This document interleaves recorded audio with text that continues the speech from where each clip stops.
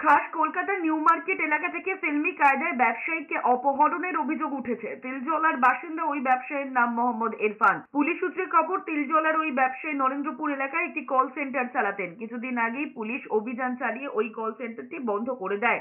গত 20শে জুন বৃহস্পতিবার ভর সন্ধ্যায় ব্যবসায়ীকে গাড়িতে তুলে চম্পট দেয় অপহরণকারীরা, এমনই জানা গিয়েছে।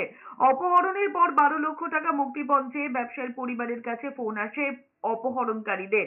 এরপরই তিলজলা থানা এবং লালবাজারের অ্যান্টি রাউডি স্কোয়াডের যৌথ উদ্যোগে 1.5 দিনের মাথায় মুকুন্দপুরের হোটেল থেকে উদ্ধার করা হয় ব্যবসায়ীকে। ঘটনায় 8 দুষ্কৃতীকে গ্রেফতার করেছে পুলিশ। পলাতক একজনের খোঁজে তল্লাশি চালাচ্ছে পুলিশ। পাশাপাশি অপরাধের সময় ব্যবহৃত যানবাহন বাজেয়াপ্ত করার চেষ্টা করা হয়েছে। ঘটনার তদন্ত জারি রেখেছে পুলিশ।